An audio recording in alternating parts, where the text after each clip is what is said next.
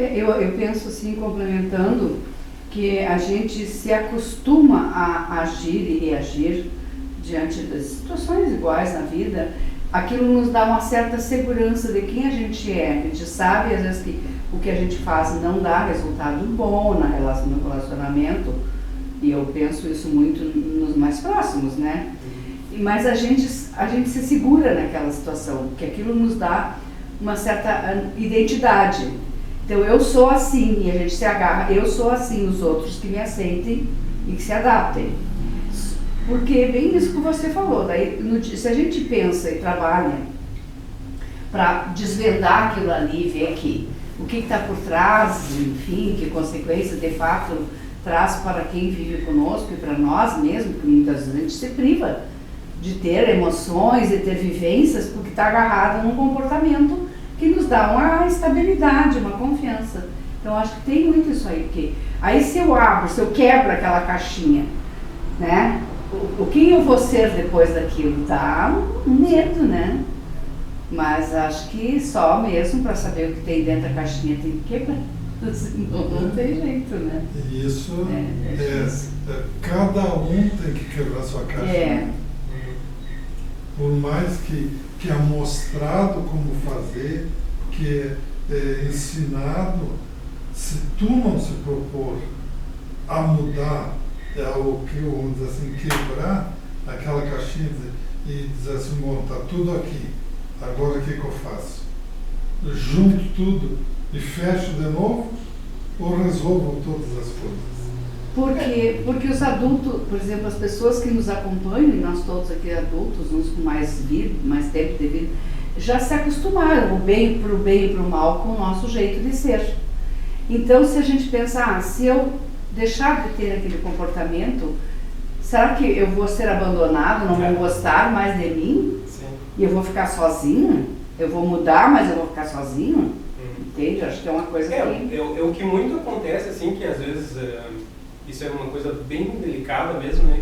Que até no livro verde tem aqueles capítulos iniciais, eles são bem interessantes. Porque, primeiro, o aspecto da verdade, que até depois quero voltar. Mas também um aspecto esse, assim, de que quando tu tenta essa primeira mudança, especialmente se é algo relacionado a uma espiritualidade que tu está tentando compreender de uma maneira diferente, entra o aspecto da separação que fazem de ti, porque agora tu é fanático, né? Então, quer dizer, o que mudou nele, que agora ele não aceita mais que a pessoa seja como ela era antes, sendo que tu também estava ali todo o tempo. Quer dizer, por mais que não se tenha a ideia do fanatismo, de que tu está numa coisa particular, digamos, né, de entendimento, né, que seja melhor ou pior, não é essa a ideia, mas que está diferente daquilo que tu era antes, porque tu está querendo entender algo, né, ou ser melhor que antes, há um distanciamento daquilo que tu sempre foste antes, né? Porque num primeiro momento o que eu vejo assim, é uma necessidade de se construir, né? Não se pode se construir ou se reconstruir da mesma maneira que antes e com as mesmas pessoas que antes, digamos, né? Então, num primeiro momento, há sim uma necessidade de certo afastamento, né? Como uma relação qualquer, né? Relação mesmo, né? A mais clara é a afetiva, né? Tu não pode mudar uma relação afetiva ficando com a mesma pessoa. Da mesma maneira, tu muda o afeto contigo mesmo, tu muda as reações, né? Aquilo tudo que tu expressa, né? E é exatamente como tu está dizendo. Então, para uns isso parece que gera, não, agora porque ele está naquele grupo, a pessoa está naquele grupo, ela se afastou por um dogma, né? Por um fanatismo, né? Porque está acreditando de uma maneira diferente, mas quando na verdade pode ser simplesmente essa reconstrução. E sim, isso causa muito medo. E aí aquela questão que eu coloco sempre, que às vezes se afastar de um amigo é muito mais um respeito do que continuar num embate, né, por divergência de opiniões. E também tem aquele outro aspecto que tem lá no livro azul sobre corpos gêmeos, né, que na verdade quando tu muda um aspecto de algo que era afim com uma outra pessoa, né, há uma quebra e um distanciamento, né? tu pode encontrar outras afinidades, né? Mas aquela se quebrou. Então, quando chegar no assunto ou no motivo de que antes vocês se afinavam, vai haver um choque, né? Então, isso é bastante interessante também.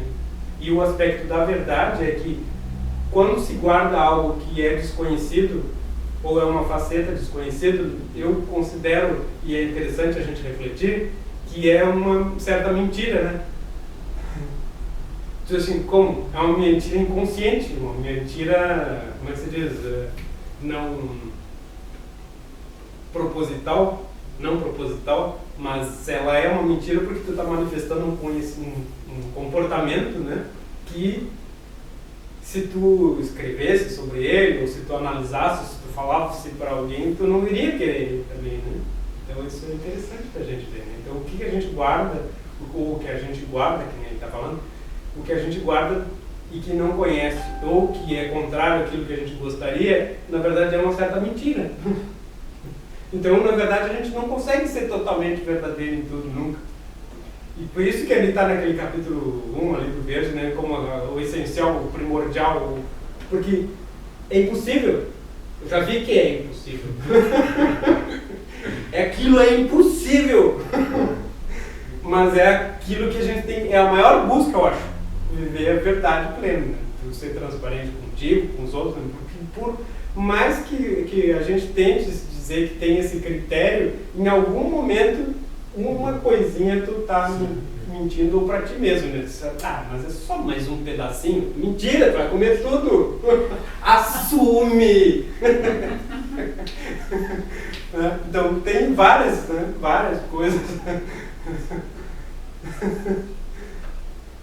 E aí?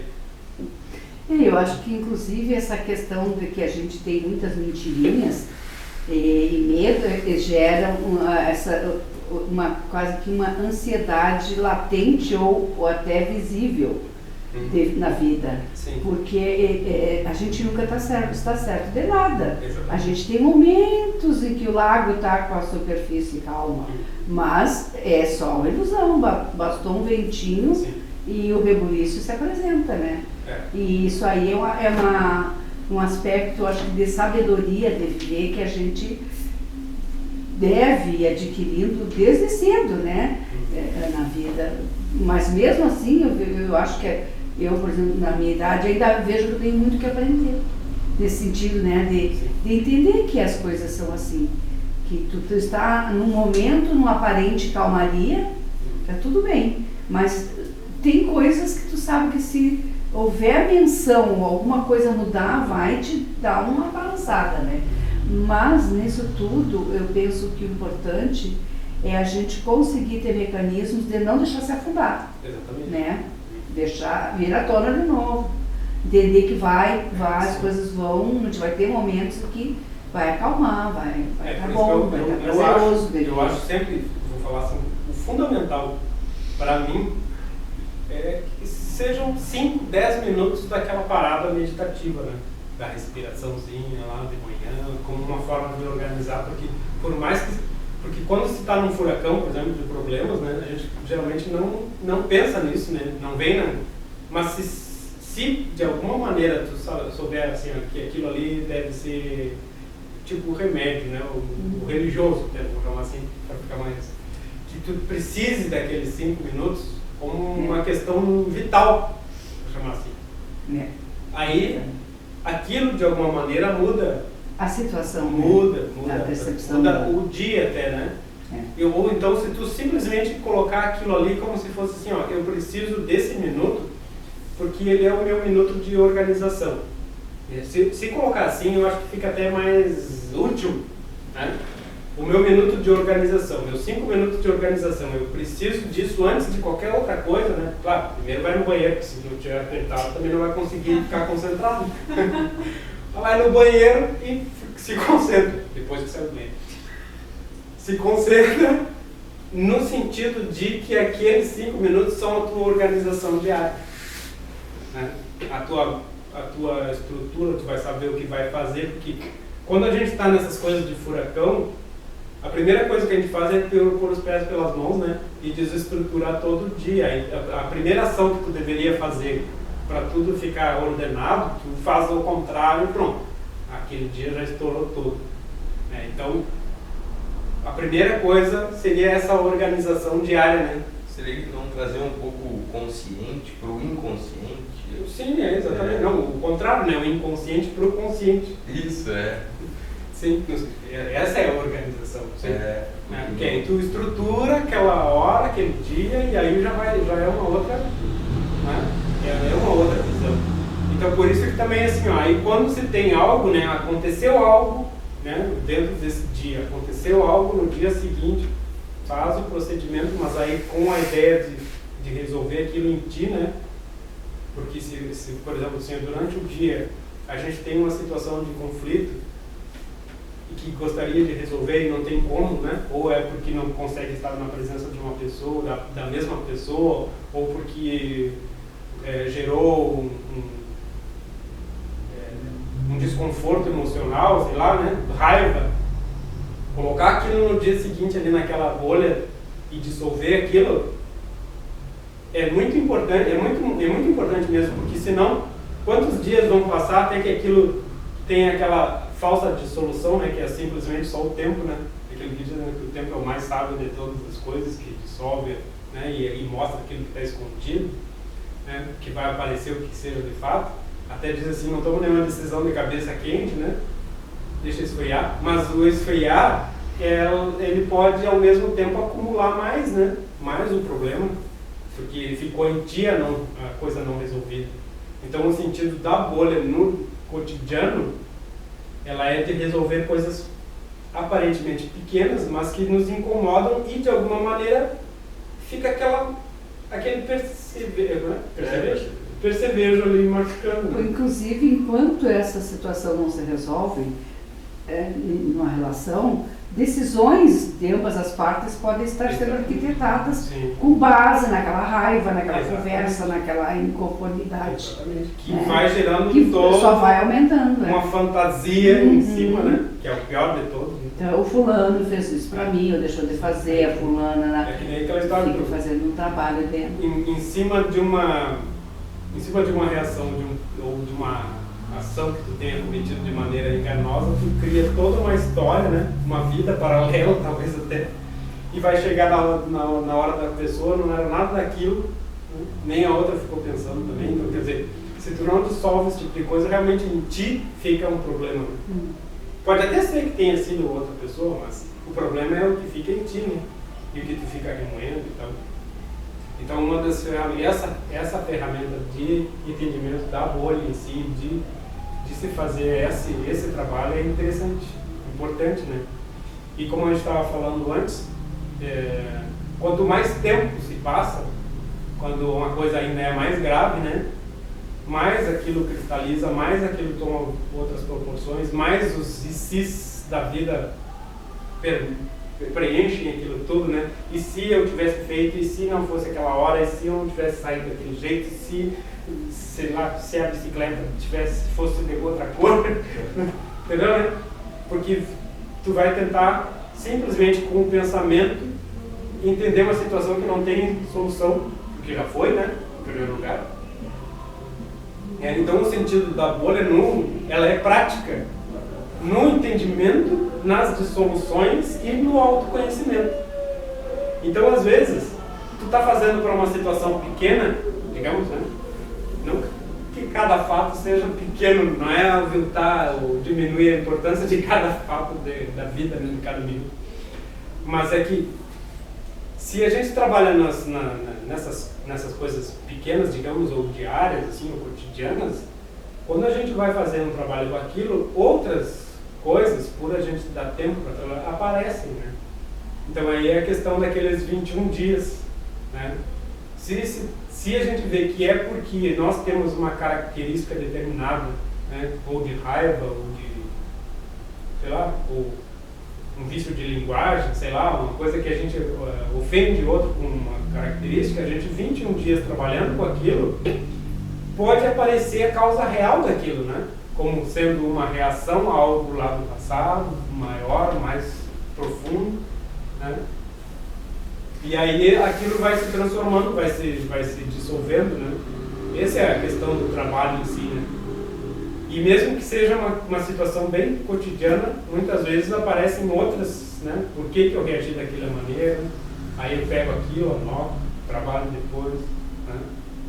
E situações mais graves, né? Aí tinha uma pessoa, por exemplo, que lembrou de um trauma, foi trabalhar no trauma, lembrou que o primeiro trauma lembrado fazia jus a 10 anos de trauma diários.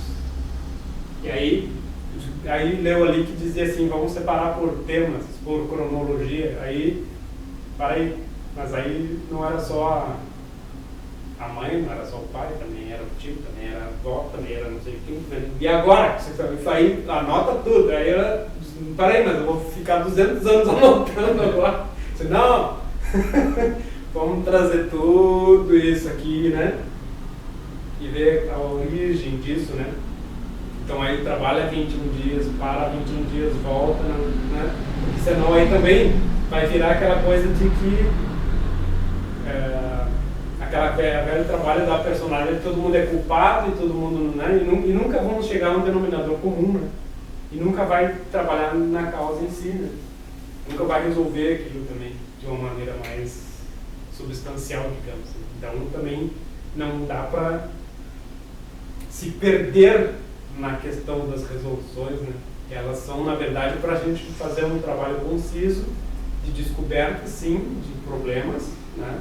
Que nos impediram de alguma forma, nos podaram, que inconscientemente nós permitimos que nos podassem, mas que elas precisam estar aqui presentes de uma maneira inteligente. A gente trabalha e ultrapassa isso, né? Não ficar remoendo mais ainda, porque aí seria totalmente oposto ao nosso objetivo, né?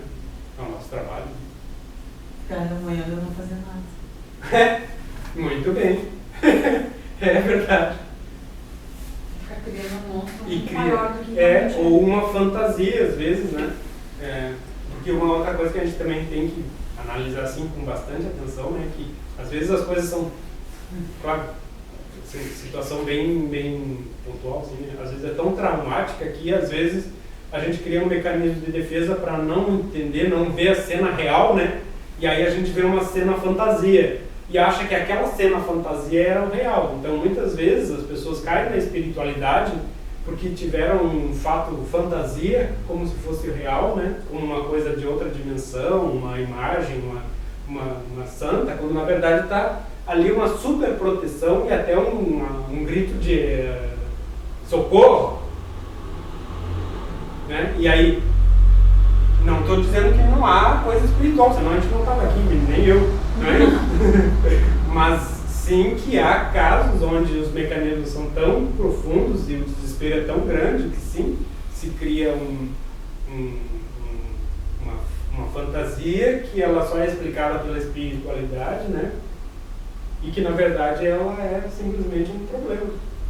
E aí, se tu constrói uma vida inteira em cima disso, que desespero é, que nem tu estava dizendo aí, quando tu vai enxergar a face de fato, né?